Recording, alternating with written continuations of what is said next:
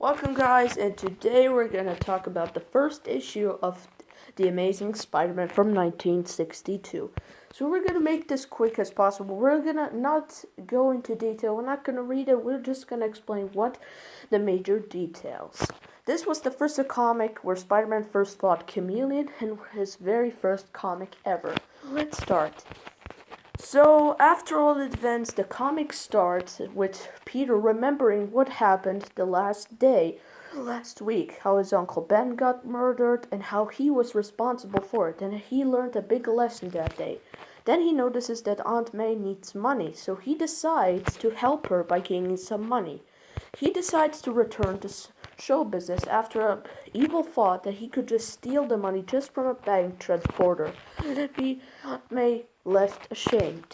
So basically, one day he performs another show and gets his first paycheck. But then basically there's a publicity stunt about him that he is considered to be a menace. But then the next day, J. Jonah Jameson still turns against Spider-Man. He publishes multiple stories about that Spider-Man is a menace and claims that true heroes like his son Jonah Jameson deserve to be respected and deserve to be looked up to by their youngsters. So Peter sees this and can't believe this what happened. And basically he sees Aunt May selling her jewelry just to pay for the rent. And Peter decides to show Jonah that he's not a bad person.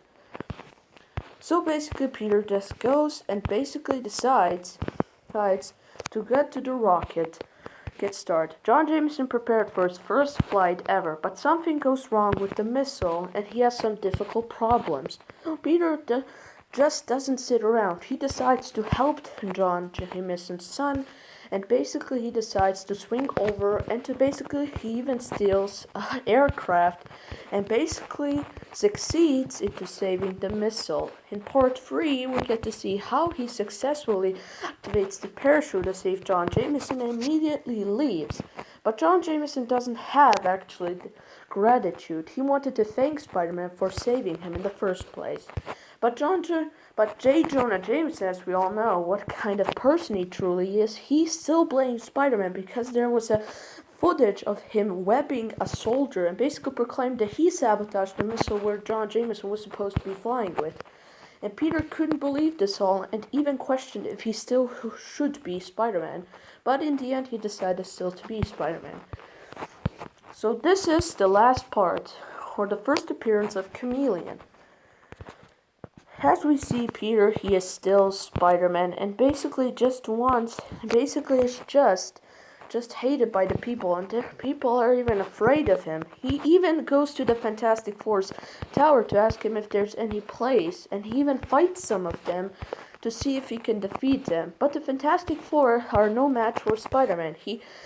He asks them if basically there's any place for them so he can earn a bit money, but the Fantastic Four said that he's too young and that he's not ready for this kind of responsibility. So Peter still is bummed about this, he still leaves the tower. So we skip back to the Chameleon. He just captured another so he can impersonate him and basically to steal something another. He's a master in disguise and he even makes masks out of his victims' faces. He studies them carefully. He plans to steal some money for his own sake. And basically Peter and Chameleon just wants to get rid of Spider-Man. He wants to defeat him. So he sends a frequency to Spider-Man in order to lure him someday down so he can frame Spider-Man. Spider-Man follows the signal and basically doesn't realize the Chameleon waiting for him. He basically dresses up like Spider-Man to pretend that he just committed a robbery, and then Spider-Man arrives at the same point and proclaims that he didn't do it. And he just saw the entire, and Chameleon just disappeared, basically. He even crashed a helicopter. Spider-Man was also, I started to forget that Spider-Man saw it, and he followed Chameleon to a helicopter, crashed them. He even unmasked him so he can prove that he was the fake Spider-Man. Chameleon still escapes.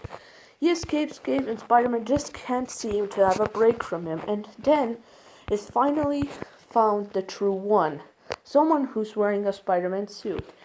Spider-Man uncovers the true mystery of Chameleon, and the Fantastic Four are wonder if Spider-Man was the right pick for their team, but still they found it impressive.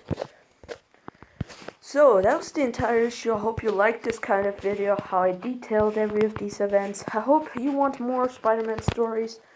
Be sure to subscribe, and we'll see you next video. Bye.